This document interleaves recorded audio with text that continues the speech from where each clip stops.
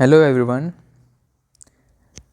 Last class में हम भारत में यूरोपीय कंपनियों के आगमन की चर्चा कर चुके थे, जहाँ पे सबसे पहले पुर्तगाली भारत आए और उसके बाद में डच आए, अंग्रेज आए।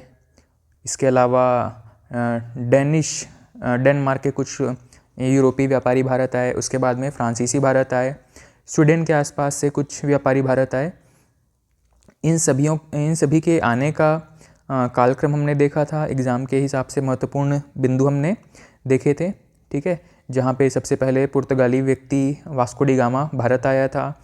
व्यापार के उद्देश्य से इसने केप ऑफ गुड होप होते हुए भारत में कदम रखा था, जहाँ पे जेमोरिन नाम के व्यक्ति ने कालीकट में इनका स्वागत किया था। और जब ये अपना सामान लेकर के गया, यहाँ से मसाले वगैरह लेकर के गया और ब्रिटेन में जब इसको यूरोपीय देशों में जब इसको बेचा तो इसको 60 गुना मुनाफा हुआ। इसके बाद में पुर्तगाल की जो सरकार है उसने ऑफिशियली या आधिकारिक तरीके से कुछ अधिकारी भेजना शुरू किए, जिसको कि हम वायसराय के नाम से जानते हैं। जैसे कि सबसे पहले हो गए फ्रांसिस्को डी अल्मेडा, जिसने ब्लू वाटर पॉलिसी अपनाई है। उसके बाद में अल्फांसो डी एल्बुकर्क हो गए, नीनो डी कुन्ना हो गए। इन सभी को आप पुर्तगाली वायसराय या गवर्नर के तौर पे याद रखेंगे, ठीक है।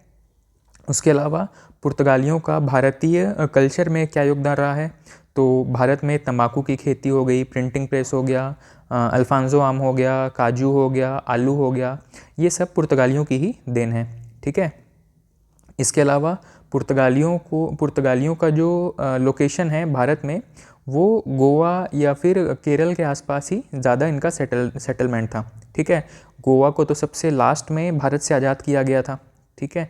लगभग 1960 के आसपास एक ऑपरेशन विजय चला करके पुर्तगालियों को गोवा से निकाला गया था, ठीक। उसके बाद में आपको पता है कि पुर्तगाली राजकुमारी थी, उनका विवाह हो जाता है अंग्रेजी ब्रिटेन के राजकुमार से, और उसी दौरान इनको भारतीय क्षेत्र, खास करके बम्बई वाला जो क्षेत्र है, सालसेट द्वीप जो था, वो इनको दहेज में मिल जाता है। और बाद में इनका भारत से इंटरेस्ट ख़त्म हो जाता है और ये इंडोनेशिया की तरफ अपना व्यापार लेकर के चले जाते हैं। वहाँ से मसाले इंपोर्ट एक्सपोर्ट करना शुरू कर देते हैं। उसके बाद में भारत में डच आए, बहुत महत्वपूर्ण नहीं है। एक युद्ध इनके बारे में याद रखना है, बेदरा का युद्ध, और इसी बेदरा का युद्ध में ये पराजित होकर के भारत से चले गए थे। डच के बाद में अंग्रेज आते हैं। अंग्रेज़ों की हिस्ट्री बहुत लंबी रही है, लगभग 1600 जब ईस्ट इंडिया कंपनी का गठन हुआ से लेकर के 1857 की क्रांति तक, और उसके बाद में 1947 भारत की आज़ादी तक इनके बहुत सारे इंपॉर्टेंट इवेंट्स हैं, जिनको हम एक एक करके देखेंगे। उसके बाद में डेनिश आए, ये भी डेनमार्क के जो व्यापारी थे, ये बहुत महत्वपूर्ण नहीं है, ठीक है। अंग्रेज़ों ने इनकी कंपनी को खरीद लिया था, तो इनका अस्तित्व भी बहुत लंबे समय तक भारत में नहीं रहा है। उसके बाद जो सबसे कड़ी टक्कर दिया था भारत में अंग्रेज़ों को, वो थे फ्रांसीसी। असल में जो फ्रांसीसी थे, वो भारत में जिस प्रकार से अंग्रेज व्यापार और राजनीति में हस्तक्षेप करते थे, उसी तरीके से फ्रांसीसियों ने भी यहाँ पे भारत की अर्थव्यवस्था और राजनीति दोनों पे कंट्रोल करने का प्रयास किया था, ठीक है। फ्रांसीसी जब भारत आए थे तो ये भी व्यापारिक कंपनी के रूप में भारत आए थे, और उसके बाद में अंग्रेज़ों की तरह ही यहाँ की राजनीति में हस्तक्षेप करना शुरू कर दिया था, ठीक है। कोई राजा है, उसको दूसरे राजा के खिलाफ लड़वा करके उनके क्षेत्र पर अधिकार करना, या फिर उत्तराधिकार के लिए युद्ध लड़वाना, ये सारी चीज़ें यहाँ पे होने लगी थी, ठीक। और इसी क्रम में अंग्रेज़ों और फ्रांसीसियों के बीच कई सारे युद्ध हुए, जिसमें फ्रांसीसियों द्वारा भारत में जीते गए प्रदेशों को अंग्रेज़ों ने वापस से जीत लिया, अपने अधिकार क्षेत्र में कर लिया, ठीक। तो आज का हमारा टॉपिक रहेगा भारतीय क्षेत्रों का अंग्रेजी शासन में विलय। किस तरीके से ईस्ट इंडिया कंपनी ने और धीरे धीरे करके फिर ब्रिटेन की सरकार ने, जो ब्रिटिश भारत था, उसमें ऐसे राज्य जो कि स्वतंत्र रियासत के रूप में कार्य कर रहे थे, उन सभी को अपने अधीन करते गए और अंग्रेजी शासन के अंदर उसको मिला लिया, ठीक। अब यहीं पे मैंने जैसे चर्चा किया कि सबसे पहले यहाँ पे अंग्रेज़ों और फ्रांसीसियों के बीच में अधिकार की लड़ाई, वैसे तो पुर्तगालियों के साथ भी इनकी लड़ाई शुरू हो चुकी थी और युद्ध होते रहे थे, पर क्योंकि इनमें अब वैवाहिक संबंध स्थापित हो गए थे, इसीलिए ये अब लड़ाई में बहुत रुचि नहीं रखते थे, ठीक है। तो फ्रांसीसियों के साथ इनके सबसे ज़्यादा युद्ध हुए हैं, कॉन्फ्लिक्ट हुए हैं। इसी में ही हमें जो एग्ज़ाम के हिसाब से जो सबसे महत्वपूर्ण एक इंसिडेंट है जिसको पढ़ना है, वो है एंग्लो कर्नाटक युद्ध। आंग्ल कर्नाटिक युद्ध ये हुआ है अंग्रेजों और फ्रांसीसियों के मध्य। ठीक, इस पूरे युद्ध की जो सीरीज़ है इसमें कुल 3 युद्ध हुए हैं। इस सीरीज़ को ही, इस पूरे युद्ध के क्रम को कहा जाता है एंग्लो कर्नाटिक युद्ध या आंग्ल कर्नाटक युद्ध।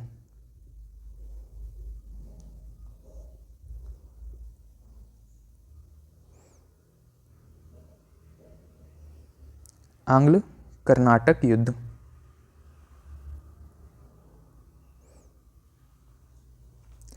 असल में ये भारत में वर्तमान जो कर्नाटक है उससे इसका कोई संबंध नहीं है। वर्तमान जो कर्नाटक है उसको पुराने समय में मैसूर प्रांत के नाम से जाना जाता था। ये जो कर्नाटक है वर्तमान तमिलनाडु के आसपास स्थित था। वर्तमान तमिलनाडु का जो तटीय क्षेत्र है उसको कर्नाटिक कहा जाता था। ठीक है, तो आंग्ल मतलब यहाँ पे अंग्रेज और ये कर्नाटिक वाले क्षेत्र में फ्रांसीसियों का शासन था। ठीक है, तो यहाँ पे अंग्रेज या कह सकते हैं कि ईस्ट इंडिया कंपनी, और ये जो तमिलनाडु वाला क्षेत्र है यहाँ पे फ्रांस का शासन था। ठीक, इनके मध्य जो युद्ध हुए हैं इसी को हम एंग्लो कर्नाटिक वॉर कहते हैं। ठीक, अब इसके क्या क्या रीजंस थे या इन युद्धों के क्या क्या परिणाम हुए इनको हम आगे चल करके देखेंगे। पर यहाँ पे आप इनका लोकेशन देख लीजिए। कर्नाटक का जो लोकेशन है इसको कौन सा लोकेशन था, तो यहाँ पे ये है दक्षिण भारत का एक मैप जिसमें आप आसानी से देख पा रहे हो तमिलनाडु का ये जो तटीय हिस्सा है इसी को कहा जाता था कर्नाटक। ये इस पूरे एरिया को कहा जाता है कर्नाटक। ठीक, तमिलनाडु का हिस्सा वैसे वर्तमान में काफ़ी बड़ा है, लेकिन ये जो तटीय क्षेत्र है इसी को हम कह रहे हैं कर्नाटक। यहाँ पे फ्रांसीसियों की कॉलोनी थी। फ्रांसीसी ने यहाँ पे कई सारे फैक्ट्रीज स्थापित करके रखे थे और यहाँ की राजनीति में भी उनकी पकड़ थी। ठीक है, इसीलिए इस क्षेत्र में फ्रांसीसियों का कब्जा होने की वजह से इस युद्ध को एंग्लो कर्नाटिक वॉर कहा गया है। दूसरा एक और युद्ध होगा मैसूर क्षेत्र के साथ में, मैसूर के राजाओं के साथ में। ये जो मैसूर क्षेत्र है ये है वर्तमान कर्नाटक वाला क्षेत्र। इसको आप यहाँ पे लोकेट कर सकते हैं। ये यहाँ पे आपको मैसूर यहाँ पे दिखाई दे रहा होगा, मैसूर। ठीक है,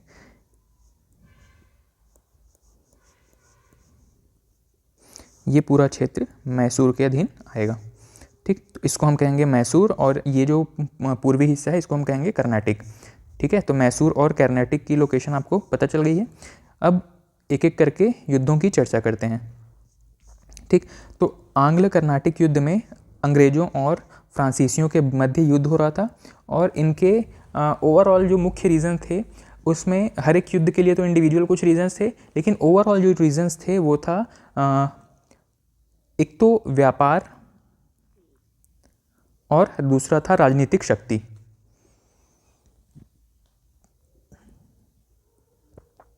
कहीं ना कहीं यही दोनों कारण जिम्मेदार थे इन युद्धों के पीछे। दोनों ही शक्तियां या दोनों ही देश, दोनों ही कंपनियां, ईस्ट इंडिया कंपनी हो गई और फ्रांसीसी ईस्ट इंडिया कंपनी हो गई, ये दोनों ही भारतीय व्यापार पे एकाधिकार चाहते थे, साथ ही वहाँ की राजनीति में भी हस्तक्षेप करते रहते थे और शक्तिशाली राजनीतिक रूप से शक्ति प्राप्त करने की भरसक कोशिश करते थे। यही रीज़न था कि दोनों के बीच में युद्ध होने शुरू हुए थे। अब एक एक करके देखते हैं कि ऐसे कौन कौन से युद्ध थे और साथ ही उनके इंडिविजुअल कारण क्या थे, उनमें इंडिविजुअली क्या क्या परिणाम हुए और कौन कौन सी संधियाँ हुई हैं। ठीक है, यहाँ से कुछ प्रश्न जो हैं वो पीएससी में भी, व्यापम में भी पूछे गए हैं। सबसे पहला, एंग्लो कर्नाटिक वॉर में, आंग्ल कर्नाटक युद्ध में जो सबसे पहला युद्ध था, first war of Anglo Carnatic. ठीक है, आंग्ल कर्नाटक का प्रथम युद्ध। जो सबसे पहला वॉर था ये लगभग 1746-48 के बीच में लड़ा गया था। 1746 to 48, 1746 से 48 के मध्य लड़ा गया है। ठीक है, इस युद्ध के कारण की चर्चा करें तो इस युद्ध का जो तात्कालिक कारण था, वैसे तो मैंने बताया कि ओवरऑल रीज़न हमेशा से युद्ध के लिए ओवरऑल इनका जो रीज़न रहेगा वो है, एक तो है व्यापार पे एकाधिकार और दूसरा है यहाँ की राजनीतिक शक्ति में हस्तक्षेप। ठीक, तो इस युद्ध के लिए जो फर्स्ट एंग्लो कर्नाटिक वॉर है, इसके पीछे जिम्मेदार था ऑस्ट्रिया के उत्तराधिकार का युद्ध। ठीक, अब ये ऑस्ट्रिया कहाँ पे है? ऑस्ट्रेलिया अलग है और ऑस्ट्रिया अलग है, ध्यान दीजिएगा। मैंने कहा ऑस्ट्रिया,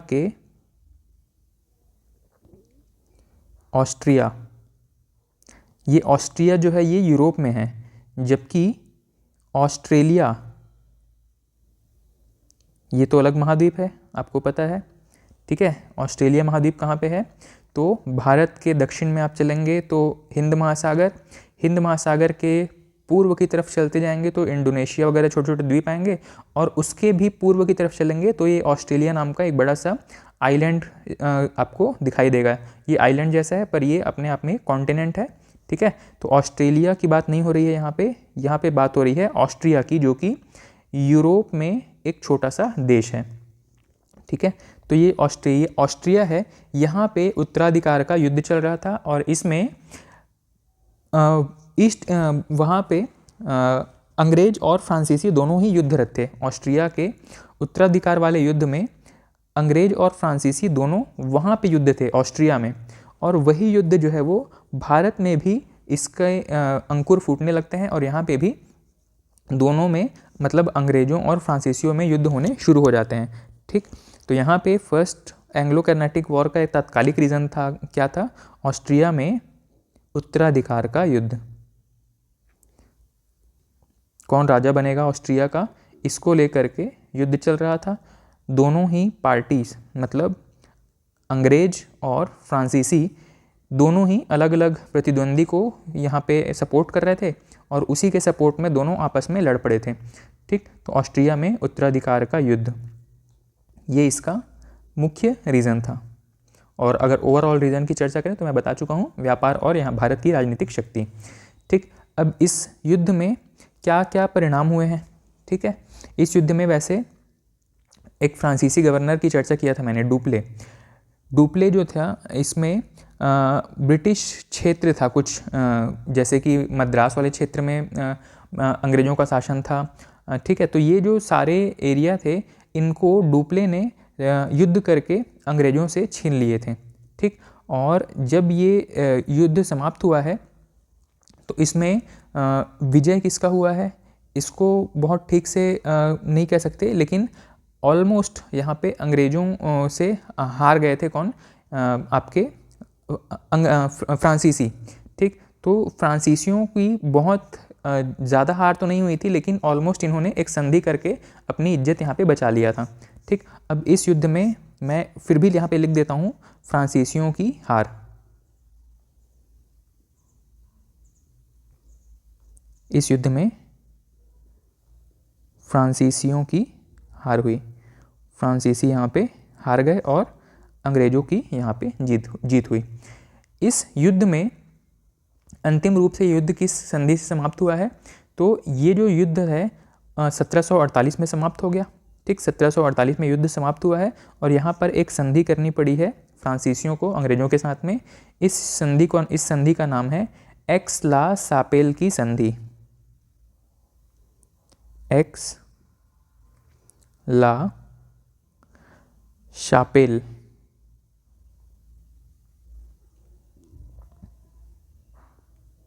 एक्स ला शापेल की संधि। कहीं कहीं पे ये शापेल या कहीं पे शेपल भी मिलेगा, तो इससे कंफ्यूज नहीं होंगे। शब्दों पर बहुत ज़्यादा इसके मात्राओं पर ध्यान नहीं देंगे। एक्स ला शापेल की संधि, एक्स ला शापेल की संधि।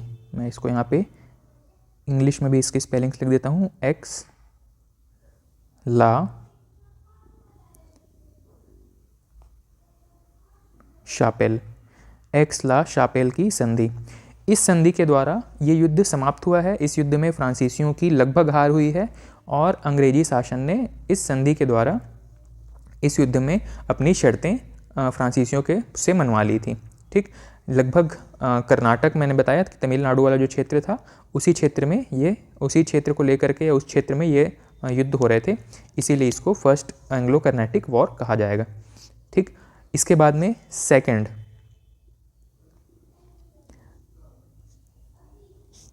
दूसरा जो एंग्लो कर्नाटिक वॉर है ये है इसी से लगभग 1 साल बाद 1749 से लेकर के ये युद्ध चला है 1754 तक। ठीक। अब इस युद्ध का तात्कालिक रीज़न क्या था, ओवरऑल रीज़न आपको पता है। तात्कालिक रीज़न क्या था, यहाँ पे जो हैदराबाद था, हैदराबाद कहाँ पे है, तो वर्तमान जो तेलंगाना वाला क्षेत्र है इसी में ही है हैदराबाद। तो हैदराबाद के उस समय निज़ाम हुआ करते थे।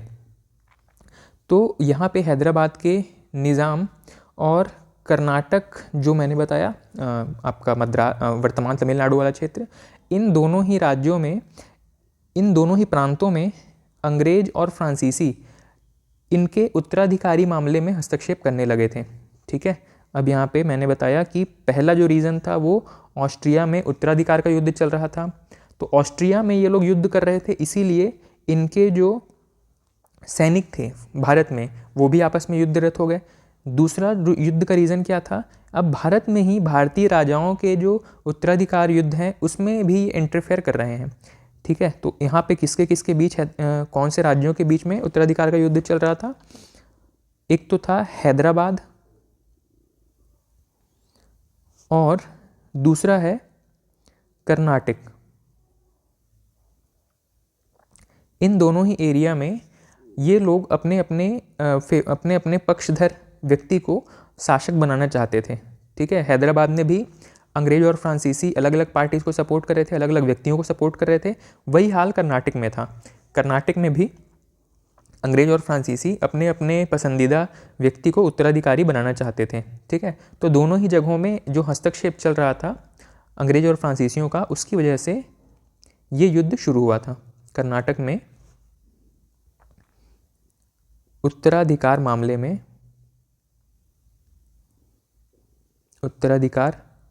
में हस्तक्षेप।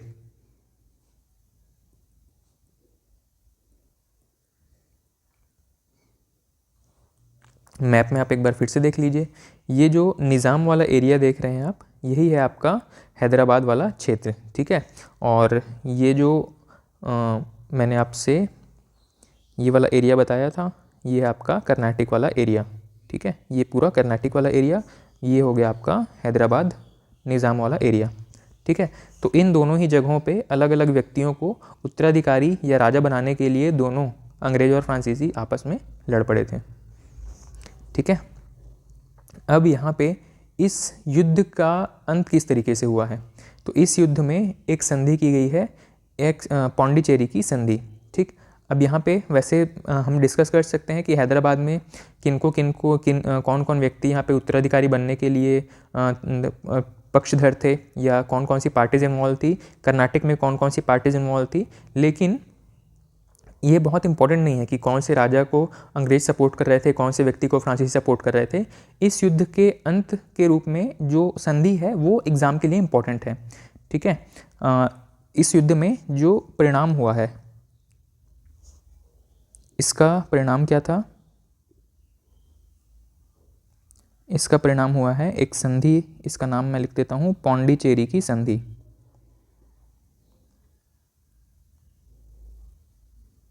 पौंडीचेरी की संधि।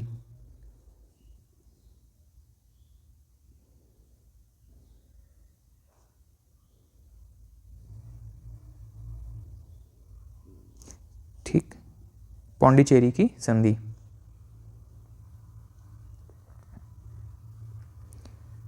1754 में ये युद्ध समाप्त होता है। इसी समय इस संधि के द्वारा ये युद्ध समाप्त हुआ था। ठीक। पौंडीचेरी की संधि, इसमें भी कौन सा अंग्रेज विजित हुए या फिर फ्रांसीसी विजित हुए, इसको बहुत क्लियर हम डिफाइन नहीं कर सकते हैं। ठीक है। क्योंकि दोनों ही राज्य आपस में, जैसे कि हैदराबाद जो है वो फ्रांसीसी कंपनी के सपोर्ट में आ गया था बाद में, और कर्नाटक जो है या तमिलनाडु वाला जो एरिया का जिसको हम कर्नाटक कह रहे हैं, ये जो है अंग्रेज़ों के सपोर्ट में आ गया था, के अधीन आ गया था। ठीक। तो दोनों ही कंपनियों के पास में एक एक साम्राज्य या एक एक प्रांत आ गए थे। इसीलिए इसको सीधे सीधे हम ये नहीं कह सकते कि फ्रांसीसी की विजय हुई या फिर अंग्रेज़ों की विजय हुई। अंततः दोनों ने पौंडीचेरी की संधि से इस युद्ध का समाप्त किया है। ठीक, उसके बाद में है थर्ड एंग्लो कर्नाटिक वॉर। ठीक, अब इस थर्ड वॉर में क्या हुआ है, तो ये युद्ध सबसे पहले तो 1756 से लेकर के 1763 से लेकर के 1763 तक ये युद्ध हो रहा था। अब इस युद्ध का तात्कालिक कारण क्या था? ओवरऑल रीज़न तो आपको पता है, एक था व्यापार, दूसरा है आपका राजनीतिक शक्ति में हस्तक्षेप। इस युद्ध का परिणाम क्या था? इस युद्ध का परिणाम भी था यूरोप में हो रही कुछ गतिविधियां थी जिसको लेकर के ये आपस में भारत में भी लड़ पड़े थे। यूरोप में असल में एक युद्ध था जो कि 7 साल तक चला था। यूरोप में एक युद्ध था जो कि 7 साल तक चला था और इसी को हम कहते हैं सप्तवर्षीय युद्ध। सप्तवर्षीय युद्ध यूरोप में सप्तवर्षीय युद्ध, ये इसका तात्कालिक कारण क्या था?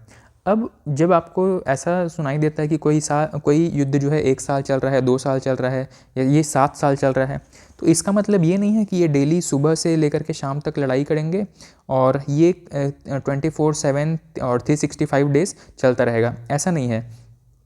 ये जो लंबे युद्ध चल रहे हैं इसका मतलब ये है कि कुछ समय के लिए तात्कालिक रीज़न भड़केंगे और आपस में ये फाइट करेंगे, फिर कुछ टाइम के बाद में ये कुछ टाइम के लिए युद्ध विराम हो जाएगा, उसके बाद में फिर से आपस में युद्ध करेंगे और जब तक इस युद्ध के शुरुआत से लेकर के अंत में जब कोई ट्रीटी या कोई संधि साइन नहीं हो जाती तब तक के पूरे समय को उस युद्ध का दौर कह दिया जाता है। ठीक है, मान लीजिए कोई युद्ध जो है वो जनवरी 2017 में शुरू हुआ है, फिर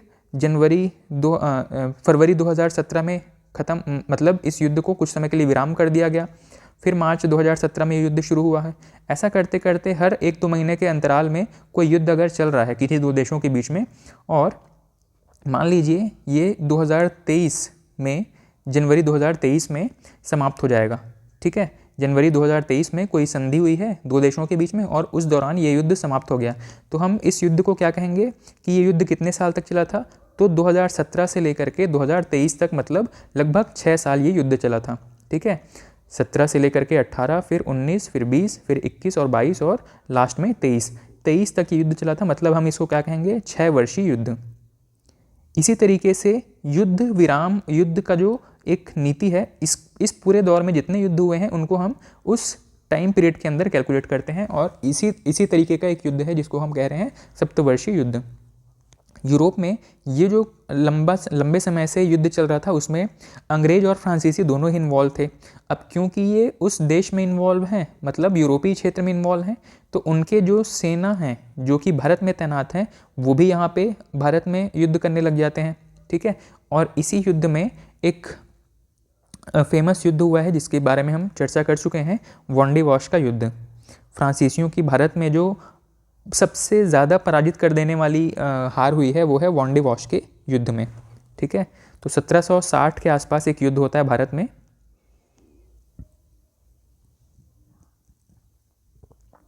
इसका नाम है वॉन्डे वॉश का युद्ध।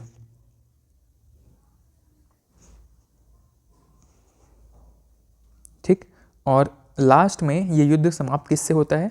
तो 1763 के आसपास भाई यूरोप में युद्ध चल रहा था, यूरोप में ही संधि होती है और उसी संधि के बाद में भारतीय जो सेना थे उनको ये निर्देश दिया जाता है कि आप अपना युद्ध बंद कीजिए और संधि कीजिए। तो 1763 में एक संधि होती है यूरोप में, इसका नाम है पेरिस की संधि। ठीक है, तो पेरिस की संधि के द्वारा ये जो तीसरा युद्ध चल रहा था इसका अंत हो जाता है और इसके बाद में जो अंग्रेज और फ्रांसीसी हैं वो लगभग अब युद्ध की स्थिति में नहीं रहेंगे। ठीक है, और इसके बाद में कह सकते हैं कि भारत पे एकाधिकार हो जाता है अंग्रेजों का। ठीक,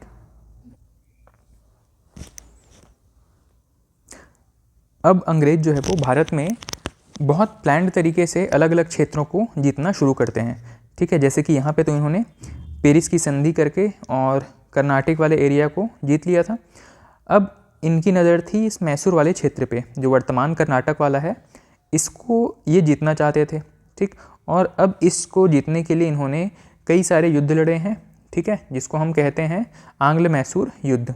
ठीक, तो अब हम इसको देखना शुरू करते हैं कि भारत में ब्रिटिशर्स और मैसूर राज्य के बीच में कौन कौन से युद्ध हुए हैं। भारत में जो अंग्रेज हैं वो बिल्कुल क्रमानुसार एक एक करके रियासतों को जीतना शुरू करते हैं। ठीक है, अलग अलग जो राजा थे उनको अपने अधीन करके और उनको जीतना शुरू करते हैं। और इसी क्रम में एंग्लो कर्नाटक के बाद में सबसे पहले इन्होंने मैसूर क्षेत्र के लिए एक प्लान बनाया। ठीक, अब ये मैसूर का लोकेशन आपको पता चल गया है कहाँ पे था, वर्तमान कर्नाटक वाले क्षेत्र में है मैसूर। तो हम दूसरा जो प्रमुख युद्ध की एक श्रेणी है इसका नाम लिख देते हैं आंग्ल मैसूर युद्ध। आंग्ल मैसूर युद्ध।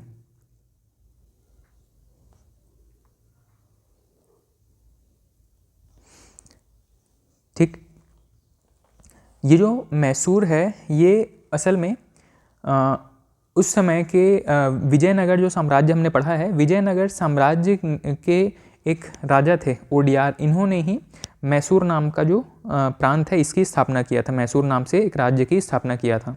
ठीक है, और इसकी स्थापना लगभग सन 1600 के आसपास में इसकी स्थापना की गई थी। ठीक है, इस क्षेत्र की राजधानी मैसूर नाम का एक छोटा सा लोकेशन है।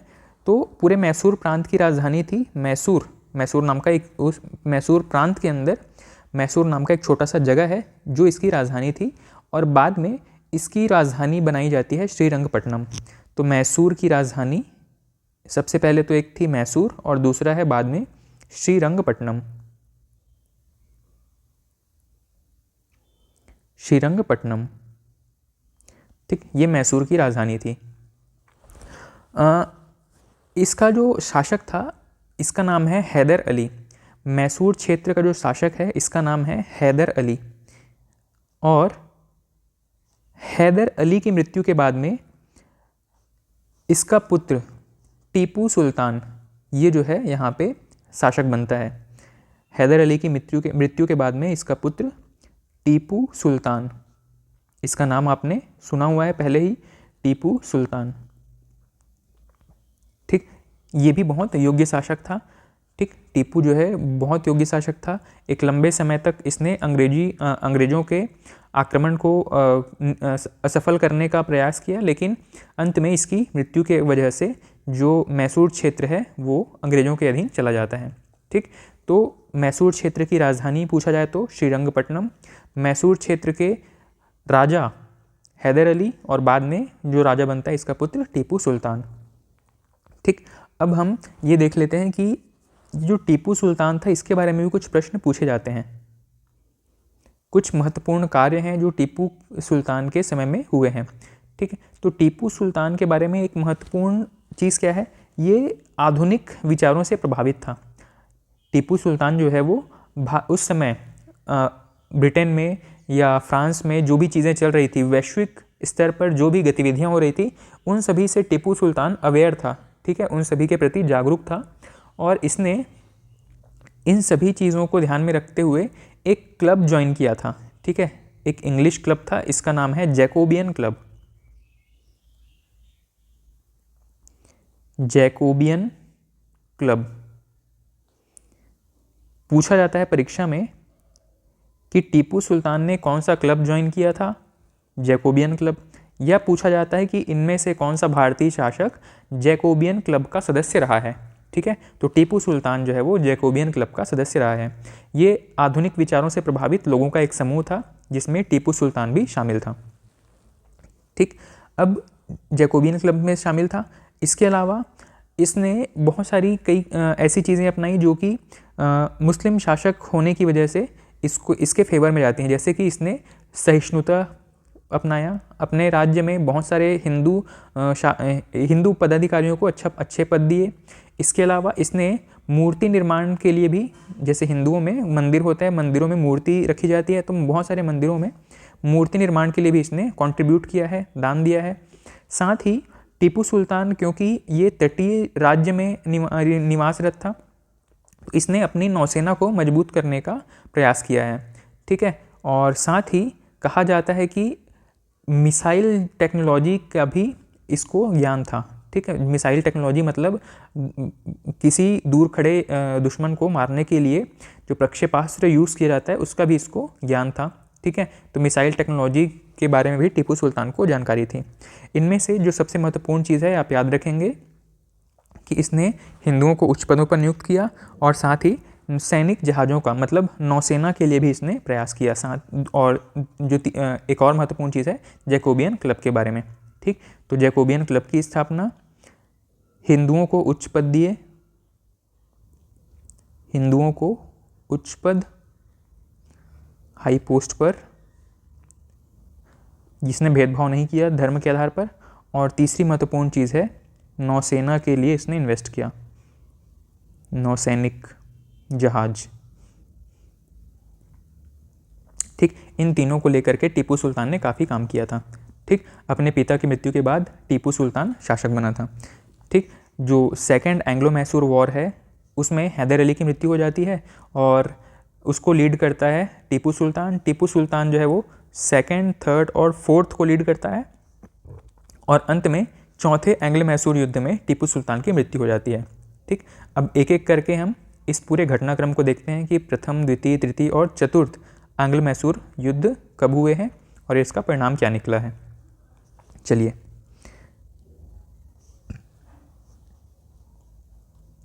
प्रथम एंग्लो मैसूर युद्ध, इसकी शुरुआत हुई थी 1767 के आसपास में।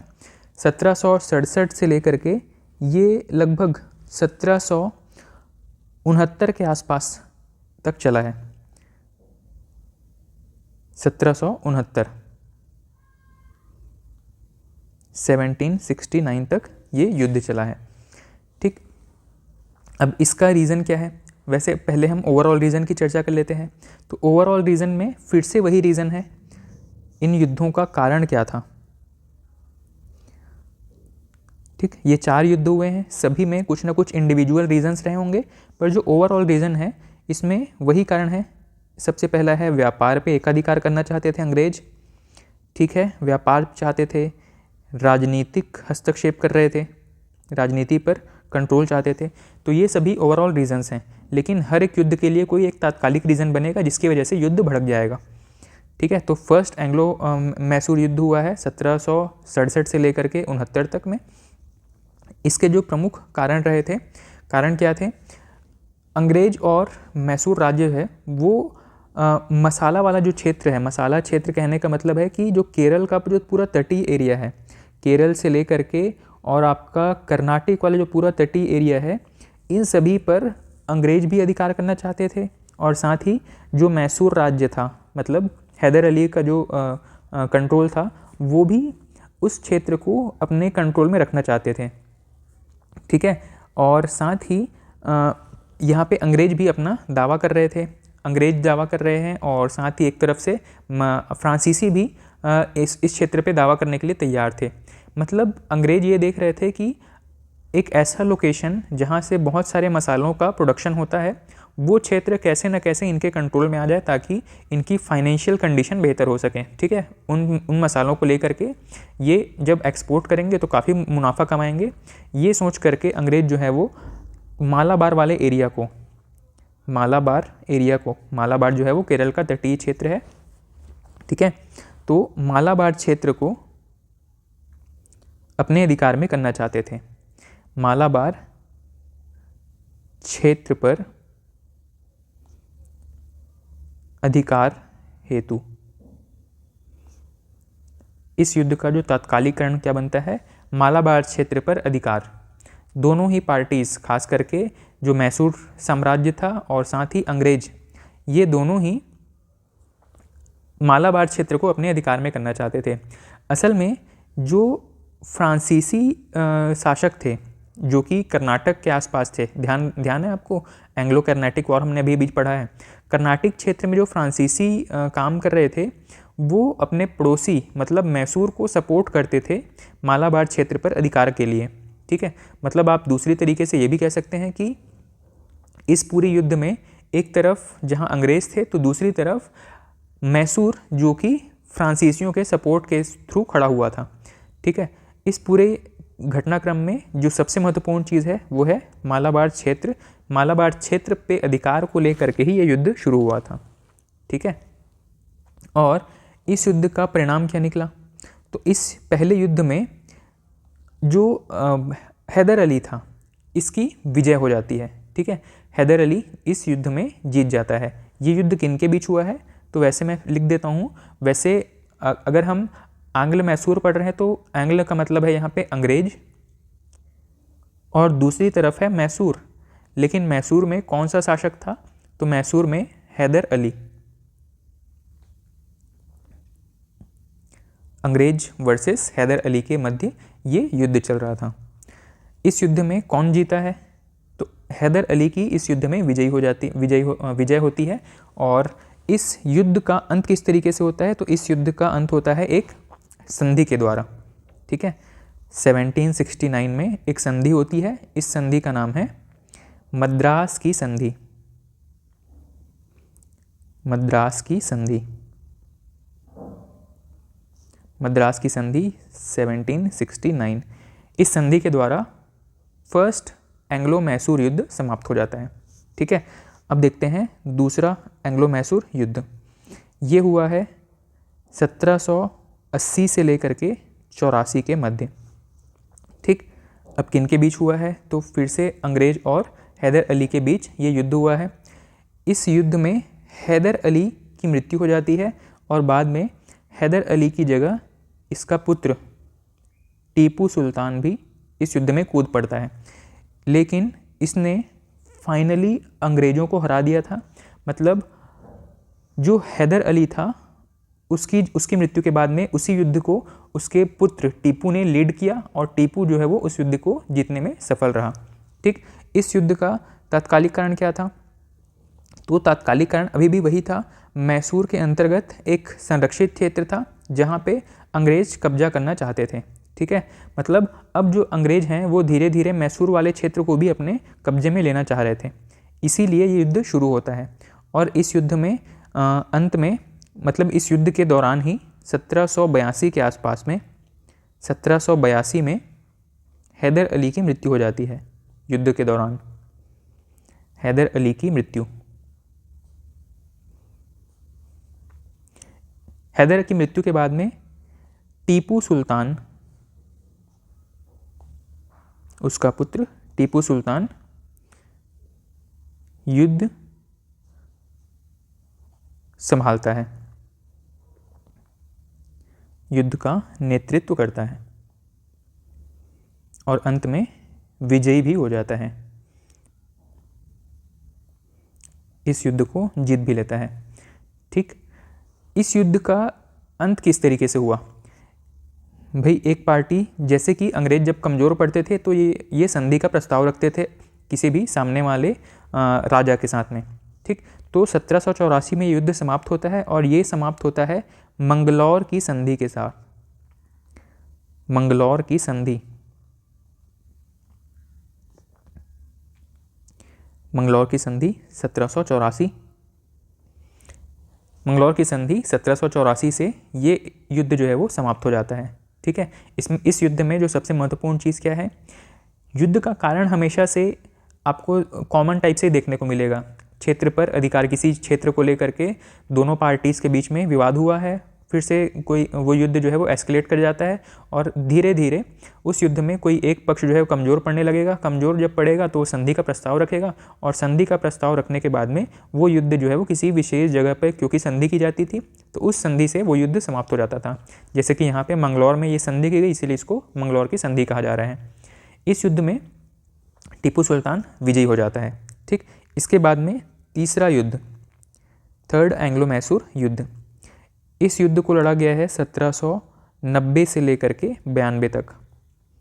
असल में अंग्रेज जो है वो संधि कर लेते थे, लेकिन जब कुछ टाइम के बाद में ये वापस से पावर गेन करते थे, कुछ शक्ति गेन करते थे, तो वापस उस युद्ध को कंटिन्यू कर देते थे। ठीक, जो युद्ध इन्होंने किसी संधि से समाप्त किया है, उस संधि का उल्लंघन करके और फिर से वही युद्ध को कंटिन्यू कर देते थे। इसीलिए ये युद्ध जो है वो हमको कई सीक्वेंस में देखने को मिल रहे हैं, फर्स्ट, सेकंड, थर्ड, फोर्थ, इस तरीके से। ठीक, तो यहाँ पे 6 साल के बीच में इन्होंने 1784 से लेकर के 90 तक अपनी शक्ति वापस से प्राप्त की और सभी संसाधन जुटाए। उसके बाद में फिर से मैसूर क्षेत्र को जीतने के लिए इन्होंने युद्ध छेड़ दिया था। तो 1790 से लेकर के 92 तक ये युद्ध चला था। अब ये युद्ध ऑफिशियली किनके बीच लड़ा जाएगा? तो अब ये युद्ध लड़ा गया है अंग्रेज वर्सेस मैसूर राज्य। मैसूर राज्य में है यहाँ पे टीपू सुल्तान। ठीक है, अंग्रेज और टीपू सुल्तान के बीच में ये आपका युद्ध हुआ था और इस युद्ध में टीपू सुल्तान की हार हो जाती है। ठीक है, इस युद्ध में टीपू सुल्तान हार जाता है और उसको बहुत सारे अपना संपत्ति और कुछ एरिया जो है वो अंग्रेज़ों को देना पड़ता है एक संधि की वजह से। ठीक, अब इस युद्ध का तात्कालिक कारण क्या था? तो इस युद्ध का तात्कालिक कारण तो आपको हमेशा से पता है कि अंग्रेज जो हैं वो अपना जैसे ही शक्ति मजबूत किए, अब इन्होंने कोई ऐसा मौका या कोई ऐसा बहाना ढूंढ लिया होगा जिसकी वजह से ये युद्ध शुरू हुआ था। ठीक, तो एक युद्ध अंग्रेज़ों ने यहाँ पे मंगलौर की संधि जो थी इसका उल्लंघन करना शुरू कर दिया। ठीक, अब इस युद्ध के उल्लंघन की वजह से ये युद्ध शुरू हो जाता है। इसमें टीपू और अंग्रेज़ों के बीच जो युद्ध होती है, इसमें आप मान के चलिए कि इस युद्ध का जो परिणाम है वो क्या निकला है, यहाँ से टीपू का हार प्रारंभ हो जाता है।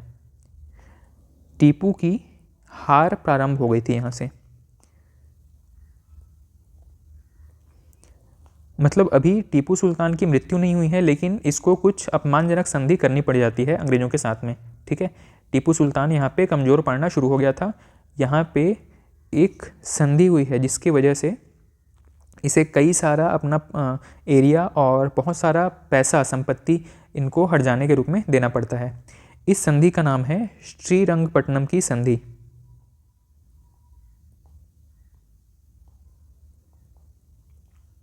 श्रीरंगपट्टनम की संधि। इस संधि की वजह से, इस संधि के द्वारा जो थर्ड वॉर था इसकी समाप्ति होती है और इसमें 1792 को ये संधि हुई है। इस संधि में टीपू सुल्तान को अपना बहुत सारा राज्य, लगभग आधा अपना राज्य क्षेत्र, आधा राज्य क्षेत्र और 3 करोड़ रुपए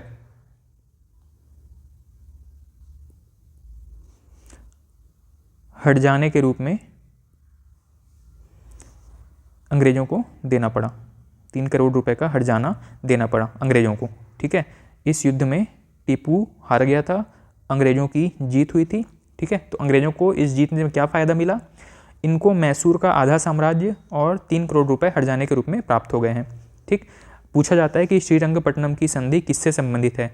तो ये संबंधित है एंग्लो मैसूर युद्ध, जो कि किसके बीच लड़ा गया है? अंग्रेज़ों और टीपू सुल्तान के बीच लड़ा गया है। इस युद्ध में कौन विजेता हुआ? तो अंग्रेज विजेता हुए, टीपू सुल्तान हार गया था और उसको क्या क्या गंवाना पड़ा? अपना आधा साम्राज्य और 3 करोड़ रुपए इसको गंवाने पड़े थे। अब इस युद्ध के बाद में आखिरी और फाइनल एक बैटल शुरू होता है, इसको हम कहेंगे चतुर्थ आंग्ल मैसूर युद्ध। 1799 में ये शुरू हुआ था और उसी समय ये ख़त्म भी हो गया टीपू सुल्तान की मृत्यु के साथ में। ठीक, अब 1799 में क्या हुआ? तो किनके बीच में हो रहा है? सबसे पहली चीज़ तो ये वापस से अंग्रेज़ों और टीपू के बीच में ही हो रहा है, अंग्रेज वर्सेस टीपू सुल्तान। टीपू सुल्तान को यहाँ पे सपोर्ट कर रहे थे फ्रांसीसी लोग भी इस युद्ध में टीपू को सपोर्ट कर रहे थे। ठीक है, तो टीपू जो है वो नौसैनिक शक्ति स्थापित करने लगता है। यही चीज़ जो है वो अंग्रेज़ों को पसंद नहीं आती है, जो युद्ध का कारण बन जाता है आगे चल करके। तो टीपू को सपोर्ट कर रहे थे फ्रांसीसी और यहाँ पे इनको अपोज कर रहे थे, इनके विरुद्ध खड़े हो गए थे अंग्रेज। ठीक, और यहीं पे शुरू होता है चौथा एंग्लो मैसूर युद्ध। इस युद्ध का अंतिम रूप से परिणाम क्या निकलता है? इस युद्ध में टीपू की मृत्यु हो जाती है। युद्ध करते हुए टीपू की मृत्यु हो जाती है इस युद्ध के दौरान। ठीक, और अब पूरा मैसूर अंग्रेज़ों के अधीन आ गया था। मैसूर जो है वो अंग्रेज़ों के अधीन आ गया।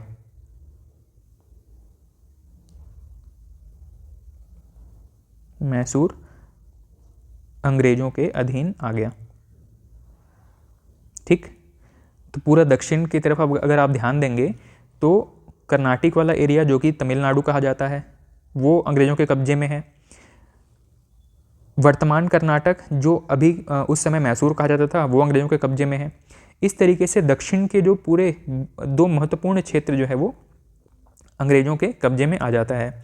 और इसी बड़े एरिया को मिला करके अंग्रेज़ों ने क्या किया था, 1801 के आसपास में एक पूरा प्रेसिडेंसी स्थापित कर दिया। इसका नाम है 1801 में मद्रास प्रेसिडेंसी। इस पूरे एरिया को मिला करके इन्होंने क्या कहा, मद्रास प्रेसिडेंसी, मद्रास प्रांत।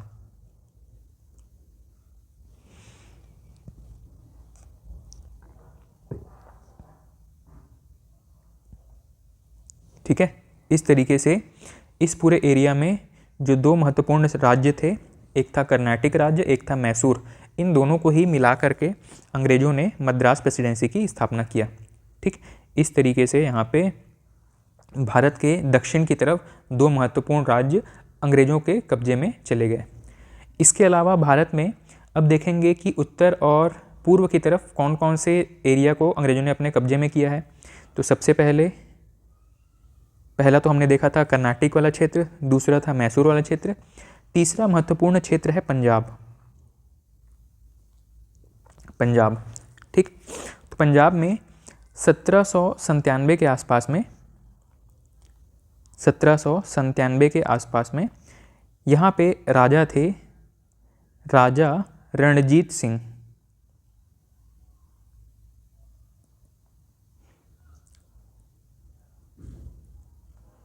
रणजीत सिंह जी का यहाँ पे शासन था और इनके बारे में कहा जाता है कि इन्होंने ही स्वर्ण मंदिर में जो सोने की परत चढ़ाने के लिए सोना दान किया था।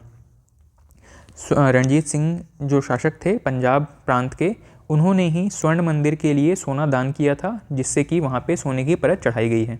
ठीक, अब यहीं पे अंग्रेज़ जो है वो इनके एरिया को भी जीतना चाहते थे, लेकिन रणजीत सिंह जो है वो इनको ठीक से टक्कर देते हैं, अंग्रेज़ों के साथ इनको ठीक से टक्कर देते हैं और साथ ही एक एग्रीमेंट साइन हो जाता है रणजीत सिंह और अंग्रेज़ों के बीच में। इस एग्रीमेंट में क्या कहा गया, इस एग्रीमेंट में क्योंकि रणजीत सिंह यहाँ पे मजबूत शासक थे, ये अपना एरिया धीरे धीरे एक्सपांड कर रहे थे। आपको पता है कि पंजाब से एक महत्वपूर्ण नदी गुजरती है, सतलज नदी। ठीक, तो इस सतलज नदी को ही इस एग्रीमेंट के अंदर बाउंड्री मान लिया गया। अब यहाँ पे एक और महत्वपूर्ण चीज़ है, क्योंकि रणजीत सिंह एक पावरफुल शासक थे, अंग्रेज़ों के एरिया में भी ये अपना कब्जा फैलाते जा रहे थे, एक्सपांड करते जा रहे थे। ठीक है, उस क्षेत्र को भी जीतते हुए ये दिल्ली की तरफ मूव कर रहे थे। तो अंग्रेज़ों ने इनसे एक संधि का प्रस्ताव रखा, अंग्रेज़ों द्वारा संधि का प्रस्ताव, संधि का प्रस्ताव। इस प्रस्ताव में क्या था, इस प्रस्ताव में कहा गया कि सतलज नदी जो है वो सतलज नदी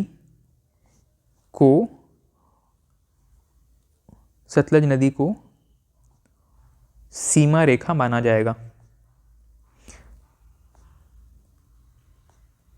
किसके बीच में सीमा रेखा, तो पंजाब और अंग्रेजी शासन के बीच में सीमा रेखा माना जाएगा। मतलब सतलज नदी के उत्तर की तरफ जो एरिया है वो पंजाब का एरिया है, सतलज नदी के दक्षिण की तरफ जो एरिया है वो अंग्रेज़ों का एरिया है। ये इस एग्रीमेंट में साइन किया गया। ठीक है, इस एग्रीमेंट को क्या कहा जाता है, इस एग्रीमेंट को कहा जाता है अमृतसर की संधि। अमृतसर की संधि, इसी एग्रीमेंट को कहा जाता है अमृतसर की संधि। ये होता है 1809 के आसपास में। ठीक, तो रणजीत सिंह हुए। पंजाब के एक महत्वपूर्ण शासक हुए रणजीत सिंह। रणजीत सिंह जो है वो अपना एरिया फैलाते जा रहे थे, अंग्रेजी इनसे डर गए थे और इनके साथ एक संधि का प्रस्ताव रखे हैं। ठीक, इसी संधि को कहा जा रहा है अमृतसर की संधि, जिसमें सतलज नदी को सीमा रेखा माना गया। उसके बाद में ये रणजीत सिंह ऐसे पहले व्यक्ति थे भारत में जिन्होंने अंग्रेजों की सहायक संधि को अस्वीकार कर दिया था। ठीक है, इन्होंने सहायक संधि को अस्वीकार कर दिया। सहायक संधि में क्या शर्तें होती थी? सहायक संधि को अस्वीकार किया। सहायक संधि के बारे में आपको पता है कि जो भी राजा सहायक संधि स्वीकार करेगा उसे अपने राज्य में अंग्रेजों की एक टुकड़ी, अंग्रेजों की एक सेना जो है वो रखनी पड़ेगी। ठीक, जो आपको डे टू डे लाइफ में कहा जाएगा कि वो हेल्प कर रही है, पर वो हेल्प नहीं कर रही है, बल्कि वो गुप्त सूचनाएं इकट्ठी करके अपने जो आला अधिकारी हैं उन तक पहुंचाया करती थी। ठीक है, तो सहायक संधि के वजह से किसी भी राज्य को अपने राज्य में अंग्रेजों की एक सैन्य टुकड़ी रखनी पड़ती थी। इस सहायक संधि को अस्वीकार कर दिया था रणजीत सिंह ने। उन्होंने कहा कि हम अपनी सुरक्षा खुद कर लेंगे, आपको हमारे यहाँ सुरक्षा के लिए तैनात होने की आवश्यकता नहीं है। ठीक, लेकिन इसकी मृत्यु के बाद में रणजीत सिंह की मृत्यु के बाद में इसका पुत्र है खड़क सिंह। रणजीत सिंह के बाद में इसका पुत्र आता है खड़क सिंह।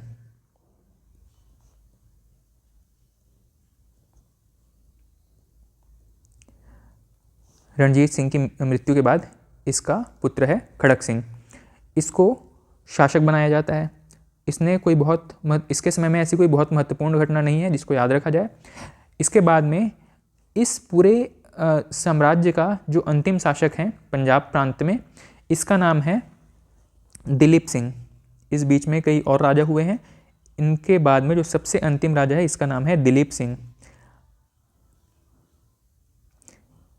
देखो, जब अंग्रेजों को लगता है कि कोई शासक मजबूत है तो उस समय आक्रमण नहीं करेंगे, युद्ध नहीं करेंगे, लेकिन जैसे ही उनको लगता है कि कोई व्यक्ति जो है वो बहुत कमज़ोर शासक है, उस समय वो युद्ध कर देंगे। वैसा ही एक मौका मिलता है दिलीप सिंह के समय में।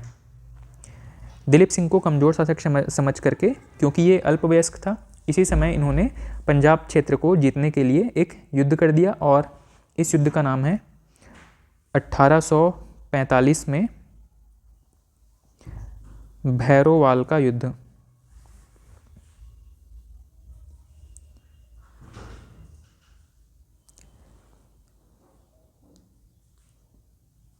भैरोवाल का युद्ध। कहीं कहीं पे ये आपको भोरेवाल नाम से भी मिलेगा। ठीक है, तो भैरोवाल हो या भोरेवाल हो, दोनों एक ही है का युद्ध। दिलीप सिंह के समय में इन्होंने एक युद्ध किया, भैरोवाल का युद्ध, और इसके बाद में ये जो है डलहौजी की हड़प नीति का शिकार हो गए हैं। 1849 में डलहौजी की हड़प नीति।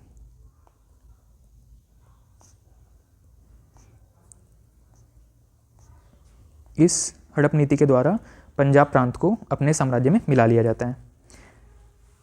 इसके बाद में पंजाब प्रांत के बाद एक छोटा सा शासन और है, इसको हम कहेंगे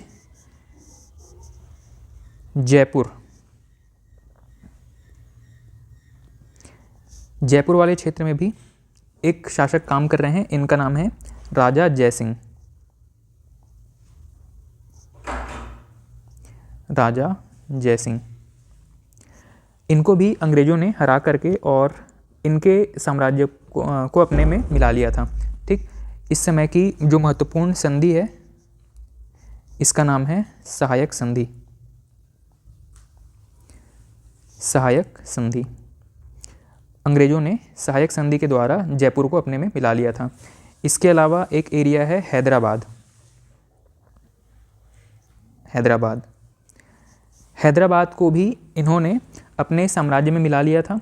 ठीक है, हैदराबाद को भी इन्होंने सहायक संधि के द्वारा अपने साम्राज्य में मिला लिया था। इसके अलावा अवध और बंगाल के बारे में आपको पता है।